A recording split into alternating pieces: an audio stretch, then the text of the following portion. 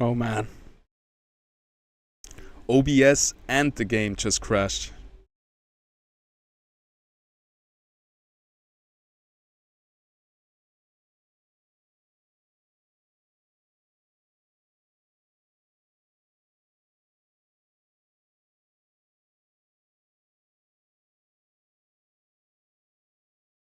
That is a bummer. I hope we can reconnect.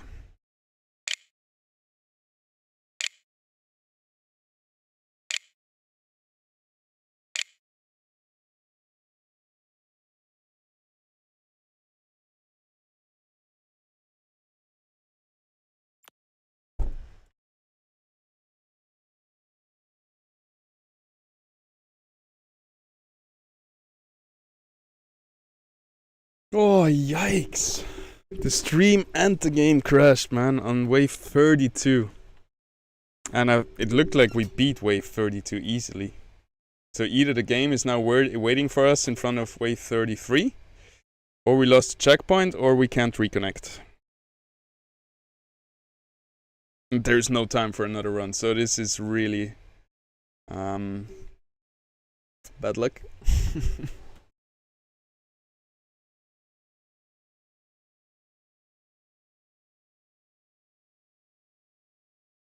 What's up with the puzzle, man? Come on.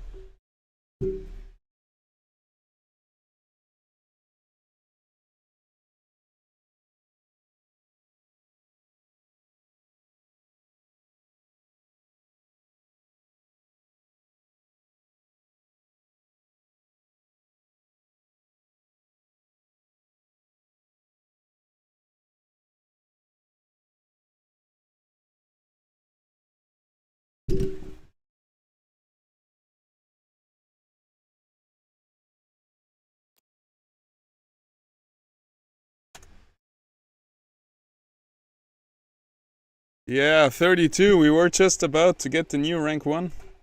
And then the game crashed. Now I can't reconnect.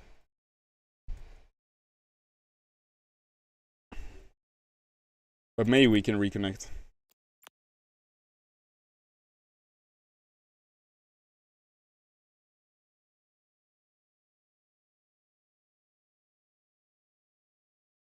There's the puzzle.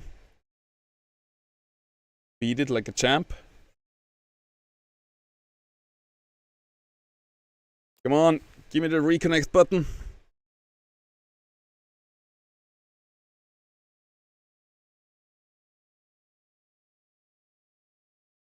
Oh, I love this game. Reconnect button, reconnect feature, working in beta. Or maybe I jinxed it. Oh, there we go. 34. Didn't lose a checkpoint. Won the round. Oh man. That is lovely. Okay, we got 3 minutes to plan for this. What they got? 5 fighter, 2 bloom, 2 magma, 2 arcanite. Yeesh. Biggest threats. The phosphorus back there. Goryox. We don't have... Enemy team doesn't have behemoth. Oh, they do have behemoth as well. The 2 behemoths and the 2 arcanites, I guess, are our main targets. Our rampfire should land here, and he would hit most of the field. Let's just position him a little bit to the left. Malura would be nice to land right here. Debuff all those guys. Like that. Yep.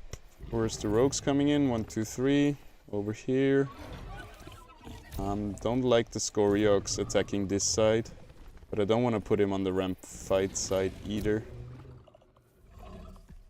Because he's gonna do a lot of damage to ramp fight with 5 fire. Seems like we have to try to keep him down here. You over there. Allura. Should be alright like this. We can also swap our Atlas to now be the Crunk.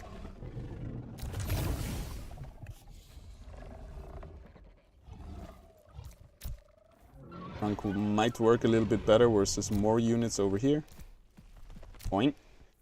And that's how we do it. I think that's the positioning for wave 34.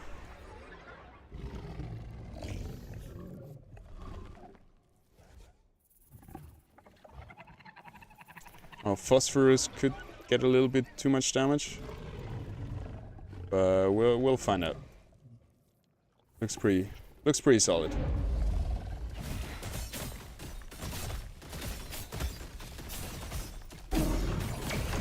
Problem is Kroko is almost dead, and now they're swapping onto our Rampfire, who is not able to get out his cast. So a little bit of a positioning mistake, and also all our board died very fast. This looks like a breakaway, a really tough wave to get through. And we might just stop the run. Really? It doesn't give us the first place here. Alright. Good thing we got one more checkpoint. Good thing we got one more checkpoint. So the plan here was Rampfire in the corner. Remember that one.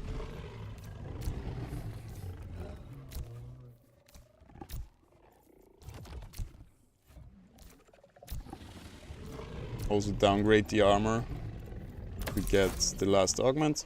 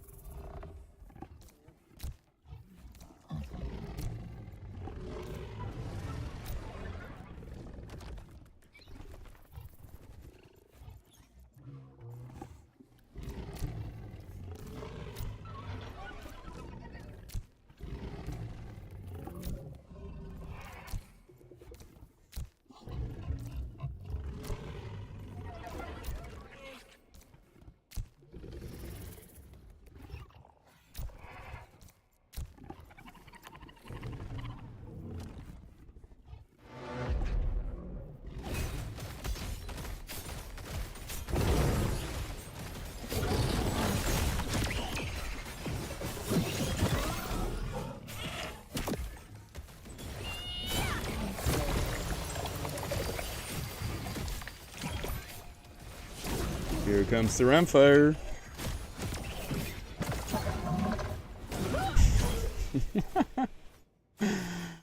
Oh, that's too good. Bada bing, bada bye.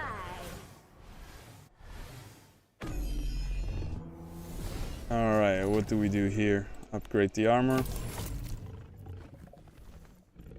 Put our Rampfire in the middle.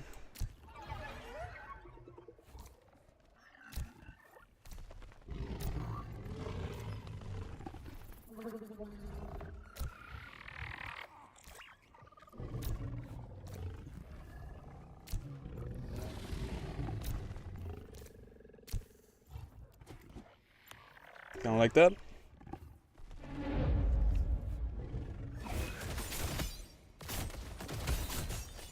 Look at the thorns damage.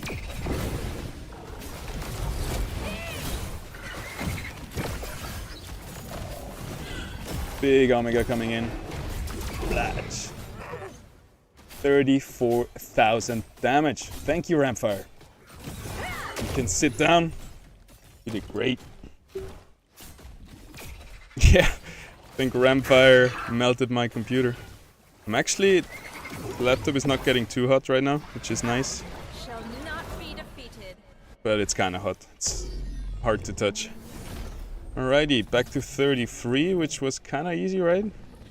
What did we do for 33?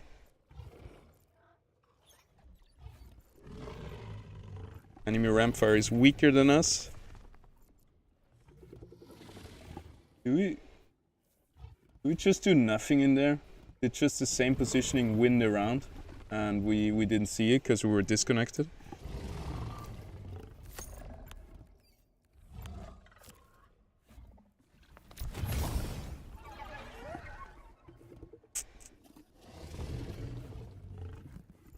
It looks like an easy wave. They have a lot of bulwarks, but other than that, they don't really have a damage dealer except the Rampfire, which shouldn't do too much damage because his Omega cannot crit. Positioning for our Rampfire is not ideal, but he's still gonna hit 5-6 units.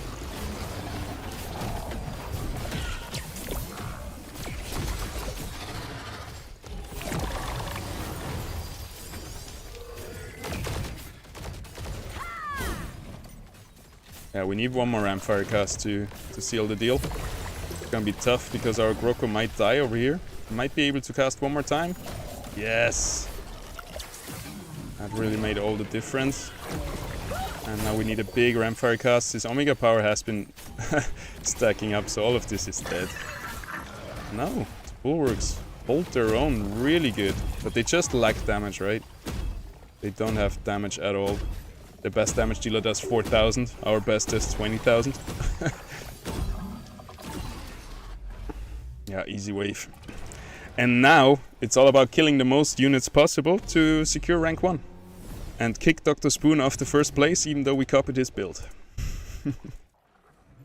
That's how she goes. So how do we kill the most units? Our Rampfire needs to survive. Didn't do that last time. So we're probably gonna put him in a corner. Surrounded by those bloomers.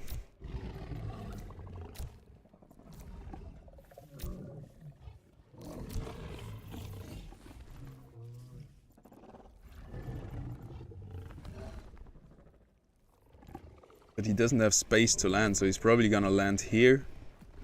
And then it's very close to the Seer. So maybe we let him land here. And he's very close to this guy.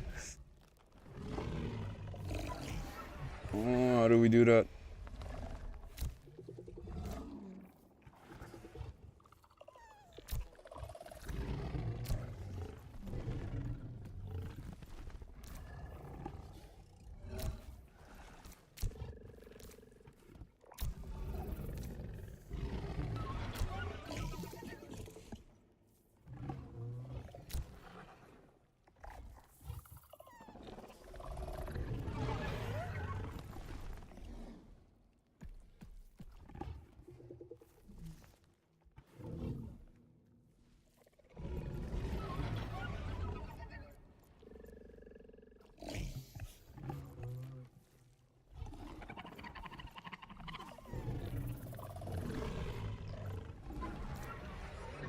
Let's try the Indomitable. The Flare here is gonna get Indomitable and he cannot be killed for the first 6 seconds. And I hope that everybody's gonna focus him and try to kill him in the first 6 seconds. Seer is not on our rogues. That's gonna be very important. No, Indomitable didn't make... Rampfire died again. How? What focused him? Just a Phosphorus Omega? Well, there she goes. Rank 2? Yes, sir. Hey, Dr. Spoon deserves rank 1. Thanks for letting us copy the build. Getting in there, rank 2. Let's take a screenshot, because that's the most important thing in this week. Because if you didn't know, we have an Arena Marathon event going on in the Phantom Discord. The Phantom LV Guild is hosting a little event. And all you have to do is beat wave 20 or more, take a screenshot of this full screen and post it in our Discord, and you're gonna get raffle tickets for the giveaway. It's the second iteration of the tournament. First one was a huge success, and that's why we do another one in anticipation for the PvP. I think it's a really nice thing while waiting for PvP, having a little bit of motivation to play Arena. Alrighty. Been there, done that. Let's watch some Illuvium stuff on YouTube. And then we're gonna hit it. It's really annoying. I couldn't reconnect the stream. So we have 2 streams now.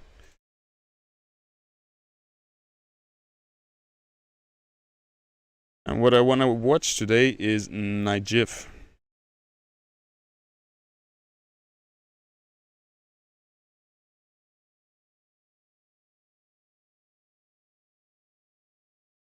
Eight-minute video. Perfect.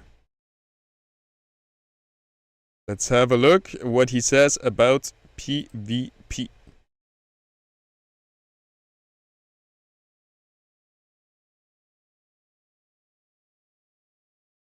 First, we gotta dodge the advertisement.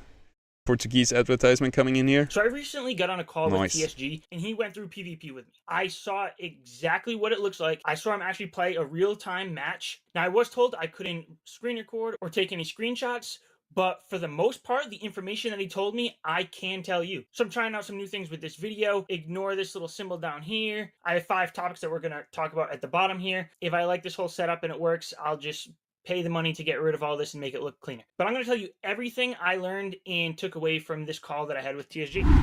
So for game modes, and right now I'm talking about just the private beta. By the time we get to open beta, there's going to be more features, things are going to change. I'm actually not even going to go into a lot of the numbers for damage and points or stuff like that, because that is all subject to change as well. But for this next private beta release, we're going to get 3 different game modes. We're going to get your casual game mode, your ranked game mode, and your custom match. So your casual game mode is just going to be, you just want to hop in and try a new deck. It's unclear whether they're going to have some kind of like elo or ranking behind the scenes to match you up, but that's basically like the... What we know about the ranking and the elo in the back of it, you're not going to have, probably not going to have, everything subject to change, like Najib said. You're probably going to have a hidden, or not really hidden, MMR, matchmaking rating. So if you win a game, your MMR goes up, and if you lose a game, your MMR goes down. If you place against somebody with a higher rating than you, and if you win, you get more points, and if you lose less points. And if you play something lower than you, if you win, you don't get so many points because he's lower rated than you. But if you lose versus somebody that's lower rated than you, you're gonna lose a lot of points. So this is the classic MMR matchmaking rating that you have everywhere in all the other games, and this helps us to not pair the beginners versus the pros and the other way around, right? So in the beginning, everybody needs to play some games to get this MMR adjusted, so everybody has kind of MMR that represents their skill. But once we have that, you should usually face people that are in your skill range. But you're not gonna have official leaderboard. You're gonna see your MMR, and therefore you can kind of figure out where you are, where your standings are. The free-for-all, you just made a new deck and you want to try it out. The ranked mode is what's going to get you on the leaderboards. So you will have a ranking score and a rank on the leaderboards. And this is when you'll queue up for a match. It'll match you up with someone of a similar level. And just like any other game, if you beat them, you'll get some points, move up the ranking. If you lose, you'll drop down the rankings. I didn't realize he was going to explain that right away. I guess before that he was talking about casual, and it does make sense that in casual you also have an MMR. So even if you're not playing ranked, you have like the hidden MMR. You don't see your rating, but you're still going to get a matchmaking rating, so your casual experience is still going to be nice, and you're not going to be matched against people way above or way below your skill. But in ranked, you see this MMR, and that's your rating. A little bit. And then the custom match is going to be where you can actually challenge somebody. And that's going to be great for, anyone making content. Yeah, that's the best part. We get custom. First, they didn't want to bring in custom matchmaking, but now they do. And now we can do tournaments and everything. We can actually challenge each other for games. Because I can talk to, TSG or Jimberino or somebody else in the space and just say, hey, send me your little code or whatever it is. I'll plug it in, and then I can just challenge them and actually play somebody I know. And on that note, I'm going to try more streaming, and when this is playable, hopefully soon, I'll get to that a little later. I want to challenge some of you from this community, especially those who are consistently watching these videos. So next we have win condition. So yeah, we should do that too. We're just going to do live streams, and anybody can come in and challenge. That's going to be fun. I was told I could use from a match with TSG. You can see right there, TSG. Yeah, he lost this one, even though he did win the one that I watched him play. These green and red marks are each round. I'm not sure exactly who this is. Dude, the green screen is a bit scuffed. It looks like he has some Aquaman fingers, hands. So he won the first 2 rounds. TSG came back and won 3 rounds in a row, and it went back to Nick, and Nick to finish it off. Now, how you win this is, anyone familiar with the private beta already in survival mode, is you have mastery points, and when you put alluvials or augments onto the board, you use those mastery points. So it's going to be the same way here, except at the end of each round, whatever alluvials you have left, those mastery points are the damage that you're going to put on your opponent's drone. And it's not just the alluvials, it's what's on top of the alluvials as well. So say there's a round where I finish and it's just my Ramfire left, which let's say has 100 mastery points. But I also have an augment on it that has 25 mastery points. So I'm going to take that 125 points, and it's going to be the damage that I put on my opponent's drone. Now, if you think about this, these matches can play out for a long time, and they can have big swings. Like, if you're going back and forth and you're winning a round with 1 alluvial left, your opponent wins a round with 1 alluvial left, you can go back and forth. It could be up to 10 rounds or even more. And with that being said, you could win 3 or 4 rounds in a row and then just lose horribly. Like, if you win 4 rounds in a row with just 1 alluvial left, you might put 50 damage, 100 damage, 75 damage, and then all of a sudden you have a bad round and you just get completely demolished and your opponent has all of their alluvials left on the board. That could be one turn where you have 600-700 points that just get smacked onto you. So that's going to be great for, you know, entertainment, just esports and making content. So we'll move on to... One thing I'm wondering about is if there's going to be any punishment or reward if you win and lose. Because otherwise it doesn't really matter. You can really use your life points as a resource until and really wait for your late game if you bring a late game deck, and just like you could deliberately lose the first 5 rounds because you know you're playing for the late game and you don't mind losing HP.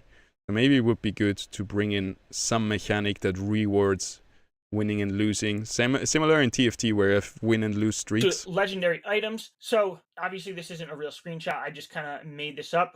These are some old augments that I found I had saved somewhere. But basically on rounds, you can see up here, 1, 4, 7. So on the first round and then every 3 rounds after that, you'll get to bid on some of these legendary items. Now you're going to have 4 tokens or whatever they want to call it to bid on these. So you can see I have, you know, I put 1 here, 3 on this side. You can spread those out however you want, but you're obviously blind to what your opponent is doing. And let's say I did a situation like this where I really wanted this one over here. So I put 3 of my tokens on this and I put 1 on the other one. Let's say my opponent also put 3 on this one and 1 on this one. It'll cancel it out and nobody will get anything. Now say my opponent decided to put 1 on this, 1 on this, and 2 on this. Then I'm going to get this 1 legendary enhancement, and my opponent's going to get the other 3. So kind of in my head, there's 2 plays right now that crystallize themselves. Either you do the 3-1, if there is a really strong augment that you want to either get or deny from your opponent, because if you both put 3 coins on it, it's going to be dropped. Nobody will get it. So either there's one really strong augment that you got to contest, and then you make the 3-1. Or the other play is, if they're all kind of the same, you just put 1 coin on each of them, and then you're gonna counter the 3-1 tactic by getting actually 2 augments, and the other one is your opponent is only gonna get 1 augment. This one is gonna be dropped, and you will get the 2 middle ones in this case if you put 1 coin on each of them. There's gonna be a lot of strategy behind that, depending on which augment you really want or which augment you really want to prevent your opponent from getting. Because the other choices are like 2 coins on 2 things. But then if you put it where the other guy has 3 on it, it's kind of lost. So you would then again only get 1 augment. Yeah, so I feel the 3-1 and the 1-1-1-1 is the best. Or which augments you think your opponents are going to try for. And I feel like if you can end up in those situations where you get 2 or 3 of these and your opponent only gets 1 or nothing, that can be a big factor for that next round. So team building. So this is actually a screenshot of, I guess, TSG's favorite deck so far. Also, they're not calling them decks. They're calling them teams. I didn't really get a good explanation on why that is, but I guess we're going away from calling it a deck and we're calling it a team. So your team. Yeah, it's not going to be a deck builder, it's going to be a team builder, and we go into the matches with our team, not with our deck. Just because there is so much biases to card games, especially in Web3, in crypto gaming. There is hundreds card games. And we don't want to be associated with them because we are not really a card game. So it's kind of misleading if you say those cards and deck builder and everything, and then you go in the match and it's actually an auto battler, which has nothing to do with a card game. Just that your illuvials come in form of a card, but they are not cards that you're actually playing. Except maybe the augments would more be like cards. So yeah, the overall naming of this will be deck builder, team builder, and we have a team, and we don't want to say anything about cards anymore because that's misleading. Teams are made up of 30 different cards. I believe you have to have a minimum of 6 alluvials, But other than that, it's a free-for-all. So you could go in and just have your favorite 6 alluvials and then a bunch of augments and weapons and armors. TSG. Well, you would at least want to bring 80 alluvials, right? Because it's so strong to just fill up your board and have a full board. You never want to just bring 6 or 7 or 5 alluvials because you're able to place 80 alluvials. And I think the meta will be that we bring like 12 alluvials at least. So you have like 3-4 alluvials that you're using to get through the early game. And then you have your late game alluvials. But that's just theory crafting. In here, I think, let's see, 12, 14. You can see it up there. 14 alluvials, some weapon, armor, and augments. Once we can get into making these teams, I'm going to dive a lot deeper into it. I already have some strategies I'm thinking of in my head, but until you can... For example, I don't think we need to bring 5 weapons. You maybe bring 2 or 3. Where you can swap around. It's going to be really nice to swap between different weapons to try to counter and outplay your opponent, because you can swap your weapons for free on your ranger. You can move him for free. So your ranger will be the most flexible thing in the games, in the rounds. So it's going to be good to bring some weapons. I don't think we need 5. But maybe we do, because you just bond it once, but then you swap through it and maybe you can activate different composite. Play your opponent. Really, put it down there and test it out. It's hard to really go too in depth on it, but you're gonna have to balance having a deck that has synergies that work together, but also diversification for whatever your opponent might have. And if you're thinking more of the late game, you might want to stack up more on the augments down here, because if you can only fit 6 to 8 of these alluvials on the board and you want more points, you're gonna have to load them up with these augments. So once we get this team builder out, which is going to be starting on the website, it won't be in-game immediately. I don't know exactly how that works, but like you'll build it on the website and transfer it over to the game and then use it within the game, just for now. And then I don't think you have to transfer it. You log in the game with your account, you log in on the website with your account, and as soon as on the website you do something, it will probably be there in-game. I think this goes automatically. And let's move on to launch dates. So there's actually 2 different items here. Like I just said with the team builder, it's going to be on the website and not in the game yet. So there's a chance that these don't actually have to be launched at the same time. That would be nice. They both already look ready to go. So I would expect these to come soon, although I don't know for sure. But I also wouldn't be surprised if this team builder came out a little earlier, because if it's ready to go and if it's not tied to the actual game launcher, maybe they let that come out first. We can start building some. I know it sounds like it's the easiest and the most logic way to bring out the team builder first, because it's probably ready before the game. But I'm also sure those are in the back end really tightly connected to each other. So bringing out just the team builder without the back end connection to the game might be another task in itself, which increases the workload to just bring a standalone team builder out. So I guess they're gonna come at the same time, just to keep the workload as low as possible and bring out the full package as soon as possible. Some teams coming up with some ideas, and then when the update for the PvP does finally come out, we already have our team builders in place. Now again, I don't know for sure on timing on any of these, but like I said, watching it, I didn't see one bug. There wasn't any crashes. From what I hear, they're playing this a lot internally, and they're not really having too many issues. So this was originally delayed. It should have been out in Q3, and since they moved the target date to Q4, I really wouldn't expect it to be the end of Q4. I'd say we might be getting this pretty soon. If we get into December, I'd be shocked. I'm gonna put my money somewhere in November there. Hopefully before the Thanksgiving holiday. I agree. It should happen somewhere in November. The game has been almost ready for a long time, and they're just fixing some critical bugs right now. So it's not like there has to be a lot done still. It's just testing and polishing and just removing the critical bugs. So it's ready for the mass beta testing. Holidays, at least here in the United States, because I'm going to have some time off and I'll be able to play as much as I can. But that's it for this video. Thanks for watching. Let me know if you like this new setup, if it works. Looks just good. Going to try new things to hopefully improve. I think it's a bit scuffed with the green screen. It's very, I don't know. It's very eerie. The quality of the content that I'm making. But it still looks nice. Like, it doesn't matter too much, I think. Nice setup. Handsome man, good video. Thank you, Night Chief. Please make sure to follow and like and subscribe him. He's a great content creator, and I think that's it for today's stream. Sorry, I couldn't read the messages as I'm right now working on one screen. Having trouble around wave 19? Yes, sir, I feel you. If you watch back the stream that we just had in the beginning, I had a really hard run and I couldn't beat wave 20. And then I did another run and it was so easy all of a sudden. I played 5 Earth, 3 Water, 3 Rogues, 3 Empaths, I think. But just watch it back. It's easy on YouTube anyway. And you can copy what I did in my second run. It was so easy. And once you beat wave 20, it's kind of smooth sailing until wave 30 or whatever. It gets hard again. Is this still live? What's live? I'm live. We're live. Hey, man. Yeah, I just couldn't read the chat. I'm still not well known because I haven't gotten online yet. Someday I'm going to start posting content of my own. I'm a future peer in the content creator space for Illuvium. Hell yeah. Good to hear, buddy. If you need any help with that, let me know, please. I'm really happy to help and try to onboard as many content creators as we can. We have a really collaborative approach to all of this. Like, we're all in the same influencer channel in Illuvium. We work